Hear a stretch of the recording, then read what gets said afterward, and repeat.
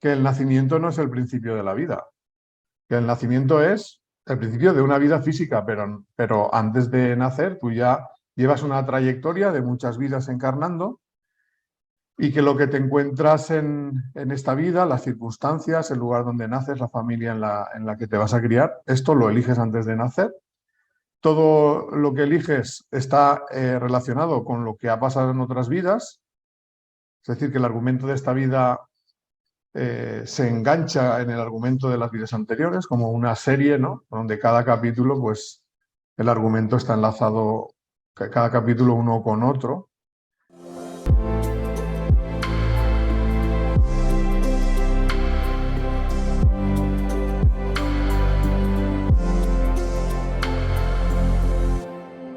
Dirige y presenta Luján Comas.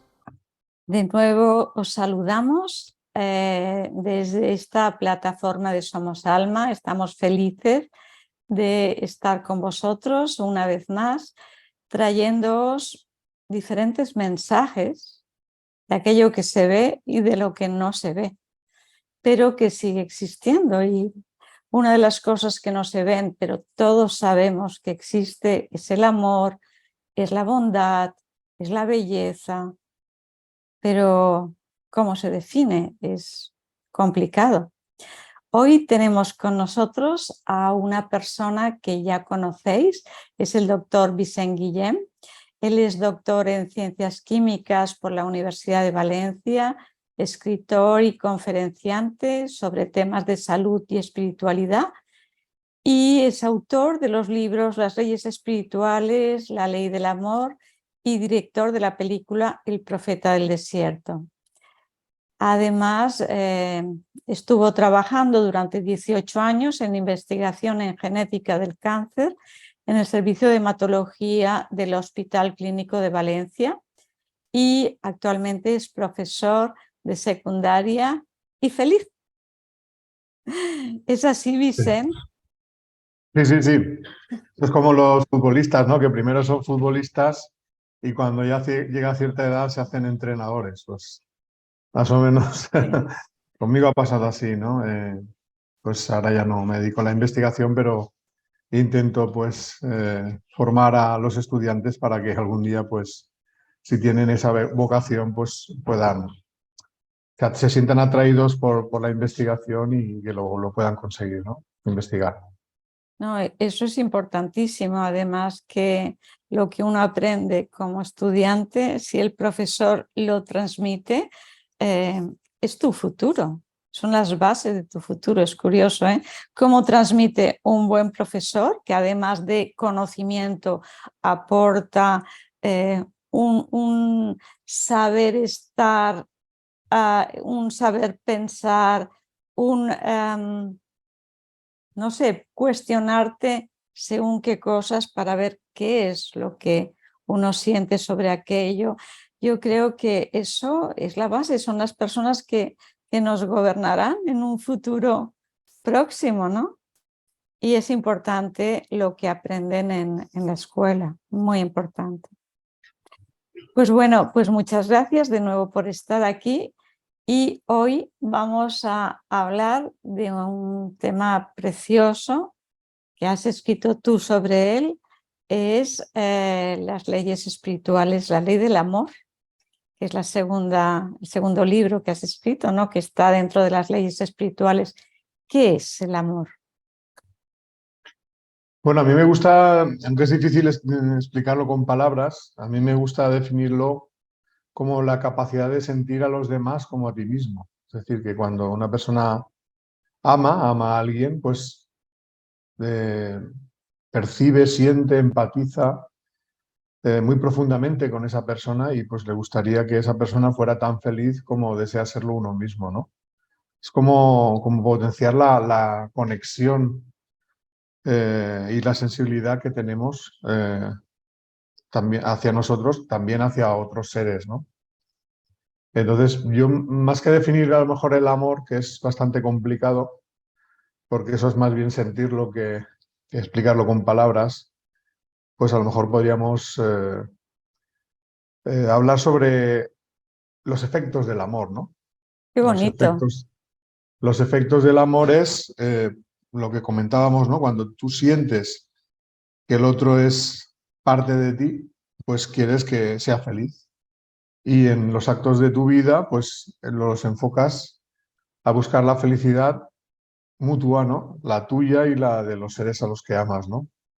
Entonces, pues una de las primeras cosas sería dejar de hacer daño a los demás, ¿no? Una persona que ama no hace daño a los demás, o por lo menos intenta no hacerlo. Lógicamente, por los defectos, pues a veces pues no podemos impedir, ¿no? A veces que otras personas sufran como consecuencia de nuestros actos, pero la persona que ama, al empatizar profundamente con los demás, pues siente una gran preocupación por no dañar a los demás, ¿no? Y ya si el amor es más poderoso, pues actuar activamente para beneficiar a los demás y que los demás puedan ser felices en la medida de nuestras posibilidades y en la de ellos, ¿no? Entonces, fíjate si cambiaría el mundo, ¿no? Si empezáramos a amar a los demás, pues no existiría ni las guerras, ni los asesinatos, ni los maltratos, ni las agresiones, ni los genocidios, pues todo lo que es consecuencia del egoísmo del ser humano, pues desaparecería de la faz de la Tierra, ¿no? Y nos dedicaríamos a ser felices en armonía, ¿no? Qué difícil, bueno, fácil decirlo, difícil de conseguirlo, pero Sí. yo creo que ese es el camino que le queda a la humanidad, ¿no? El llegar a un nivel de amor suficientemente importante como para dejar de dañarse y empezar a procurar el bienestar y la felicidad de todos. Fíjate, a mí me parece muy difícil llegar a ese grado de amor incondicional, ¿no? Pero que es posible. Yo vi una película, no sé si la has visto tú, que se llamaba Human, en el que cuentan el caso verídico de una persona, un afroamericano que había violado y asesinado a una joven. Le culparon, estaba en la cárcel, ¿y quién le iba a ver? La madre de esta joven. Y el cambio tan impresionante cuando este chico hablaba, que a través del amor de esta mujer, un amor incondicional porque había matado a su hija, que es tremendo, bueno, la muerte de un hijo de manera natural, bueno, natural no es natural, pero que no sea por un asesinato, es de los duelos más duros que hay. Pues imagínate, y si además ha sido de esta manera tan trágica, que esta mujer pudiese perdonarle y enseñarle lo que es el amor incondicional, y el cambio hecho en esta persona me pareció espectacular, emocionante, ¿no? Es la fuerza del amor y la fuerza de ese amor incondicional. ¿Qué nos hace falta para, si sabemos que el amor es una fuerza, para no ejercerlo como, o sea, nos es muy fácil querer a las personas que nos tratan bien y que queremos, pero ¿cómo hacer para, para ir más allá? Bueno, primero que aún sintiendo muchas personas amor por otras, aún así muchas veces les hacemos daño. O sea que no, eso de que es fácil querer a los que te quieren, entre comillas, ¿no? Porque los defectos siempre están ahí y muchas veces hacemos más daño a los que están cerca de nosotros porque sabemos que nos Sí. quieren y que creemos que van a aguantar más que los demás y pues a lo mejor a otras personas que no tienen ningún vínculo directo con nosotros las tratamos mejor, ¿no? O sea, de cierta manera nos aprovechamos, ¿no? de ese amor que sienten hacia nosotros, lo cual ya pues, refleja el egoísmo del ser humano, ¿no? Pero respecto a lo que preguntas, ¿no? De cómo querer a alguien que te ha hecho daño, yo creo que el primer paso es intentar no desearle eh, el sufrimiento, ¿no? O sea, no desear la venganza. Porque el primer paso creo que sería ese, ¿no? Porque amar a una persona que te ha hecho daño es bastante difícil. Y yo entiendo que haya muchas personas que digan, ¿cómo voy a querer a alguien que me ha hecho daño, ¿no? Pues yo creo que antes de plantearse ese paso, sería intenta no devolver el golpe, ¿no? Porque muchas veces el deseo de la mayoría de personas cuando les hacen daño es que la persona que les ha hecho daño sufra y pague y sienta el mismo dolor que nos han causado, ¿no? Entonces el primer paso sería evitar ese deseo de venganza. Y también ahí, pues, muchas veces por amor eres capaz de hacer ese esfuerzo, ¿no? Por ejemplo, voy a poner un ejemplo al azar, ¿no? Imaginemos que una expareja te ha hecho mucho daño, ¿no? Pero esa expareja, pues en realidad es el padre o la madre de un hijo tuyo. Y tú no quieres a esa persona, pero sí que quieres a tu hijo o a tu hija. Y sabes que si a tu expareja le va mal, pues va a sufrir tu hijo o tu hija, ¿no? Y sabes que si tú te vengaras de tu expareja, pues aunque esa persona pudiera sufrir, también sufriría una persona que tú quieres, que es tu hijo o tu hija, ¿no? Entonces muchas veces, pues esa reflexión ayuda, ¿no? De yo no quiero hacer daño a mis hijos, siento aversión hacia mi expareja, pero como no quiero que mis hijos sufran, pues voy a intentar no generar mal rollo, ¿no? En la relación con las exparejas, ¿no? Lo digo porque esto es bastante habitual, ¿no? Que haya personas que han sido parejas, luego por el motivo que sea dejan la relación y tienen hijos y en vez de pensar en los hijos, lo que hacen es utilizarlos como arma arrojadiza, ¿no? Para hacer daño a sus ex. Muchas personas piensan que el problema de los hijos es que los padres se hayan divorciado y no es eso. Es que los padres intenten hacerse daño y los utilicen a ellos para hacerse daño, ¿no?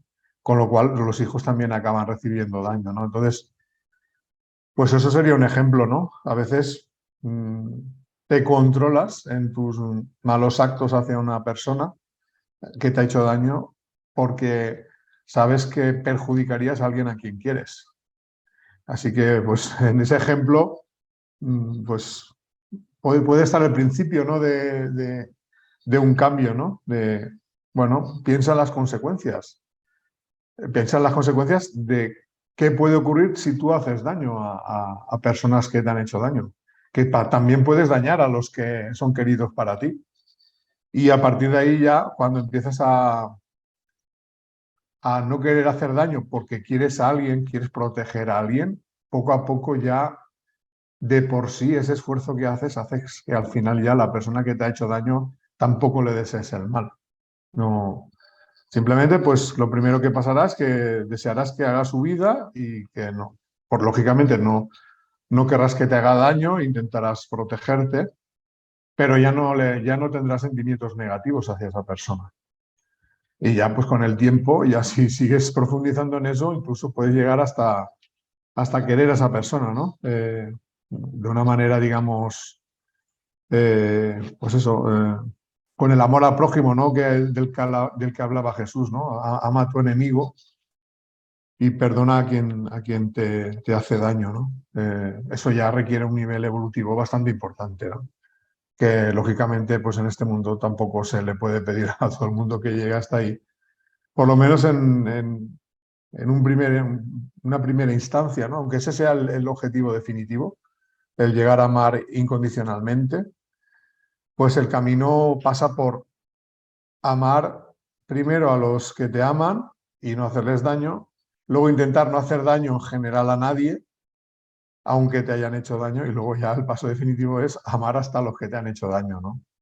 Entonces, poco a poco sí que se puede ir recorriendo ese camino. Lógicamente, eso necesita de muchas vidas. No pensemos que en una vida terrenal, que es como 5 minutos desde el punto de vista espiritual, vayamos a recorrer tanto trecho, pero vida tras vida, a través de las pruebas, que cada uno va eligiendo, pues vamos recorriendo ese trecho. Y si no estamos dispuestos a perdonar y a resolver los problemas que tenemos con alguien, pues ya no lo encontraremos, a esas personas no la encontraremos en otras vidas hasta que todo entuerto sea deshecho, ¿no? Y todo mal resarcido. Esa es otra cosa que la gente no cae en la cuenta, ¿no? Por ejemplo, hay en muchas familias, aunque pueda haber grandes amores, también hay grandes odios y adversiones, ¿no? Hermanos que no se pueden ni ver y mucha gente pues no entiende por qué pasa eso, ¿no? Que pueda haber tanta discordia entre miembros de la misma familia, pues porque muchas veces ahí lo que está pasando es que están encarnando enemigos de otras vidas. Y la Por lo, idea de encarnar juntos es para que limen las asperezas, para que los lazos de consanguinidad pues hagan que esas personas tengan algo en común y gracias a ese algo en común pues empiecen a cambiar su actitud, ¿no? Aún así, pues muchas veces puede más ser la adversión que el esfuerzo por cambiar, ¿no? Pero es una realidad que espiritualmente para avanzar, por donde primero tienes que empezar es por lo que es más cerca, ¿no? Y pues lo más cercano aquí pues son las familias muchas veces y pensando pues que en las familias puedes tener a los adversarios del pasado. claro, pero tú estás hablando como si realmente hubiese muchas vidas. Pero hay gente que no creen que haya muchas vidas. Entonces hace la maldad, entre comillas, aquí y piensa que el problema lo tiene solucionado. Eh, ¿Tú crees, por lo que estás diciendo, que existen más vidas? Mm, Por supuesto, si no nada tendría sentido. claro, a mí es que es lo que me parece como más justo, ¿no? Porque dices, bueno, yo he nacido en unas condiciones, en un país desarrollado, con unos medios económicos, he podido estudiar, y otra persona que ha nacido en unas condiciones infrahumanas, que no tiene ni para comer, no es justo. Entonces, si todos pasamos por todo, y esto es como un grado en la evolución, porque vamos aprendiendo, ¿no? Entonces, me parece mucho más justo que todos pasemos por ser bueno, ser malo, ser pobre, ser rico, por todo. Y con cada experiencia tú vas enriqueciéndote como alma, ¿no? Hasta que me imagino que es un grado evolutivo de conciencia que ya no necesitas reencarnarte, pero si no es que a mí me parece lo más justo, aparte de los estudios científicos del doctor Ian Stevenson, por ejemplo, ¿no? sobre casos de reencarnación irrefutables, ahí están. Pero bueno, cada uno puede creer lo que quiera, ¿no? Una pregunta que me hacía antes de llegar digamos, a formar mis creencias espirituales, era precisamente lo que tú has planteado, ¿no? Porque hay personas que nacen en unas circunstancias, digamos, favorables en su vida y parece como que son bendecidos por la providencia, porque digamos que nacen en una familia que los quiere, que los va a tratar bien, en un lugar del mundo donde pues hay prosperidad y donde hay paz. Y otros niños pues nacen en una familia o bien que no lo quiere o donde se pasan muchas necesidades, pobreza, hambre.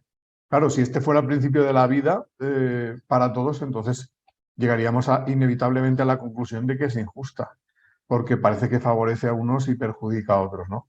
Entonces, la única solución que yo he encontrado es entender que el nacimiento no es el principio de la vida, que el nacimiento es el principio de una vida física, pero antes de nacer tú ya llevas una trayectoria de muchas vidas encarnando y que lo que te encuentras en esta vida, las circunstancias, el lugar donde naces, la familia en la que te vas a criar, esto lo eliges antes de nacer. Todo lo que eliges está relacionado con lo que ha pasado en otras vidas Es decir, que el argumento de esta vida se engancha en el argumento de las vidas anteriores, como una serie, ¿no? Donde cada capítulo, pues, el argumento está enlazado, cada capítulo uno con otro. Y, por tanto, no es casualidad que nazcas en esa familia ni en ese lugar del mundo. Es algo que tiene que ver con tu proceso evolutivo, con lo que has hecho en otras vidas, lo decides tú antes de nacer. Es cierto que va cambiando según las pruebas que tú elijas, pero también está muy relacionado con lo que tú has hecho, ¿no? Si, por ejemplo, una persona que nació en la opulencia y cuando vivió en esas circunstancias favorables, pues se dedicó a generar la pobreza y la miseria en los demás, pues que, lógicamente todos esos actos tienen una consecuencia, ¿no? Es lo que llamamos la ley de causa-efecto, que se cumple tanto en la ciencia como a nivel espiritual. Eso ya lo dijo Jesús, que se cosecha lo que se siembra, ¿no? Entonces, la mayoría de personas, como tú decías también, no es consciente de que existe esta ley. Es decir, piensan que pueden hacer lo que les dé la gana, sea bueno, sea malo, que al fin y al cabo el mal que tú hagas a los demás no te va a venir devuelto. Cuando en realidad lo que te dice el mundo espiritual es que todo aquello que tú haces en realidad te viene de vuelta, sea pasado mañana o sea dentro de 50 vidas. Ya llegará el momento en que tengas que pasar por lo mismo que tú has hecho. Y muchas veces es ahí cuando uno cambia, ¿no? Yo puedo pensar que si yo humillo a una persona que es una broma y hacerme mucha gracia, pero llega el momento en que me lo hacen a mí y me doy cuenta de que no hace gracia, lo que haces es sufrir, ¿no? Y muchas veces las personas no caemos en la cuenta del daño que hacemos hasta que no lo vivimos en primera persona. Pues la ley de justicia espiritual se encarga de darnos esa lección. Podemos aprender por comprensión, sin necesidad de pasar por lo que hemos hecho, porque no actuamos negativamente, o a través de las pruebas de la vida, consecuencia de nuestros actos, que es pasar por lo mismo que nosotros hemos hecho pasar a los demás. Entonces yo pienso que ese es el aprendizaje que venimos a experimentar en el mundo. Yo pienso que sí que es, en lo que has dicho antes, somos buenos o malos, pero eso no es porque haya que pasar por ser bueno o por ser malo. Eso es porque el espíritu al principio es ignorante y esa ignorancia unido con un exceso de egoísmo, pues hace que el espíritu haga daño. Y entonces, pues en algún momento ese daño que siembras lo recoges. No sería necesario pasar por ahí. Quiero decir, tú puedes tomar un camino más recto y así te evitarás muchos problemas. Pero tenemos el libre albedrío y con ese libre albedrío actuamos según lo que nosotros consideremos. Esto es otra ley espiritual, ¿no? La ley del libre albedrío. Es decir, que no estamos obligados a ser de una determinada manera. Si queremos ser de una determinada manera, lo podemos ser, pero eso tiene unas consecuencias. Las consecuencias es que según tú trates a los demás, serás tratado. Si tratas bien, pues al final ese bien que siembras te vendrá de vuelta y tendrás una buena cosecha. Y si actúas negativamente, pues esa cosecha también te vendrá de vuelta, ¿no? Entonces las circunstancias que a veces uno encuentra en la vida, que pueden ser muy desdichadas, pues también es consecuencia de haber generado esa desdicha en vidas anteriores y haber venido en esta vida con el propósito de enmendarse a través de pasar por ese tipo de circunstancias semejantes a las que uno ha hecho vivir a los demás. Y esa es la única explicación que yo encuentro para el porqué de lo que ocurre en el mundo. Si solo hubiera una vida, para mí nada tendría sentido. Así es, yo también lo creo así. Pero cuando tú echas una mirada al mundo y dices, ¿se puede ser feliz en este mundo? Entonces mi pregunta es, ¿qué es la felicidad? Y si somos capaces de ser felices aquí. Vale, pues para mí la felicidad es un estado del espíritu de máximo bienestar que es muy difícil de alcanzar en este mundo. Precisamente porque el egoísmo del ser humano, la suma del egoísmo de todas las personas que formamos parte de este mundo, pues es un grandísimo obstáculo a la felicidad. Yo creo que en este mundo se experimenta la felicidad como a cuentagotas, ¿no? Y que solo se experimenta felicidad cuando experimentas el amor. Es la única felicidad verdadera que vamos a experimentar como espíritus va a ser la que procede de experimentar los sentimientos verdaderos de amor, a pesar de las pruebas de la vida. Y que realmente que a pesar de que uno sea avanzado y ame mucho en este mundo, se va a llevar sin sabores.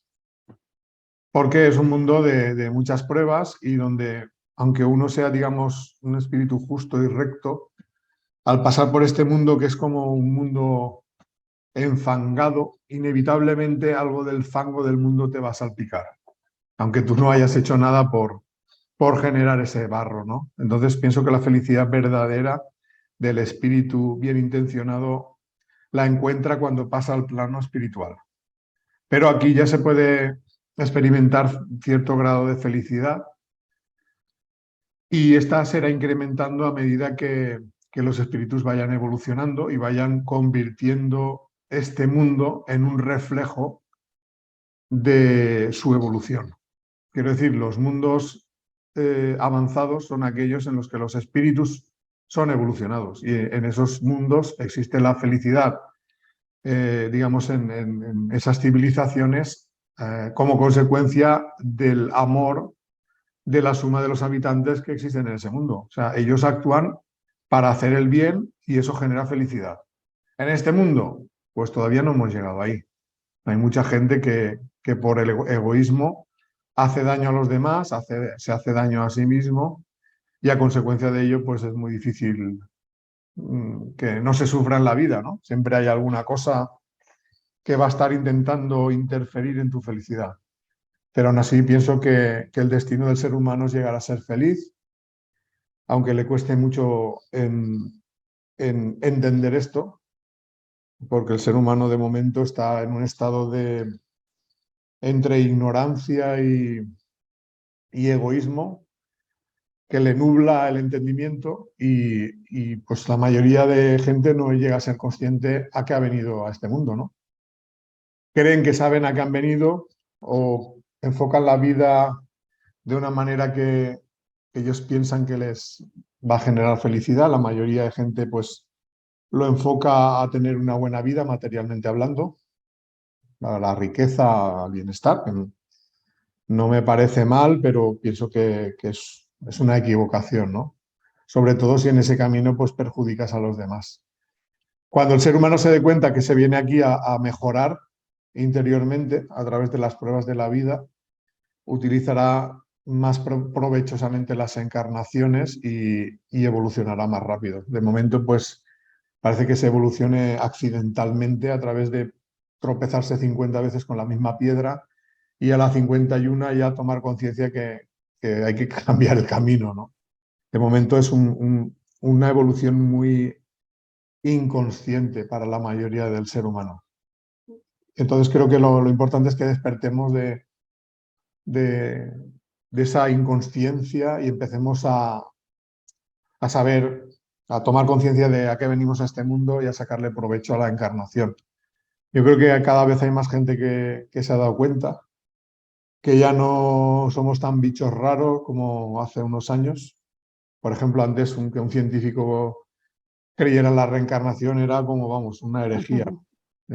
Bueno, ahora ya va apareciendo bastantes que se atreven a decirlo y ya no queda tan mal, ¿no? Porque era una herejía a nivel científico porque se piensa que los científicos tenemos que ser materialistas y nihilistas, o una herejía desde el punto de vista de las religiones, que aquí mayoritariamente son las cristianas, ¿no? Católicas, que niegan la reencarnación.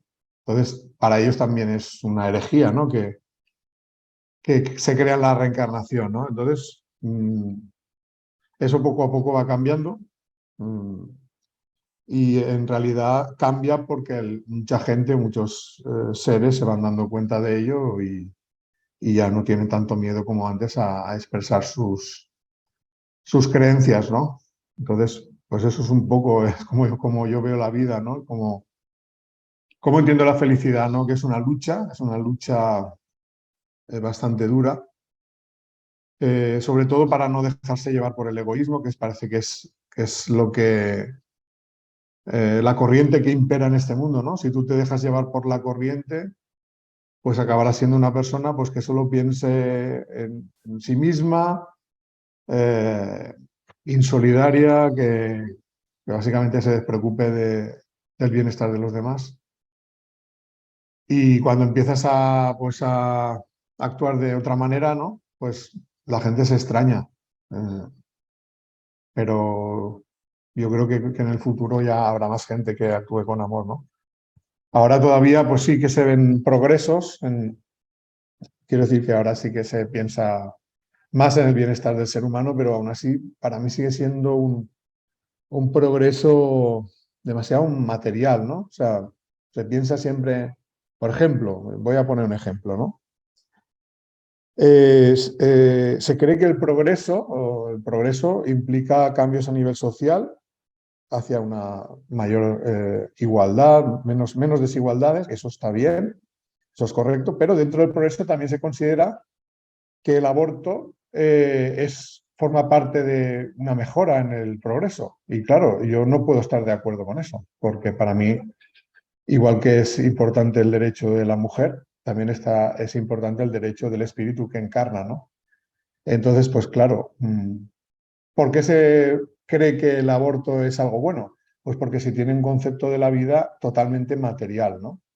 En el que no se considera vida cuando el espíritu está todavía dentro del vientre de la madre esperando nacer, ¿no? Entonces, o el tema de la eutanasia, ¿no?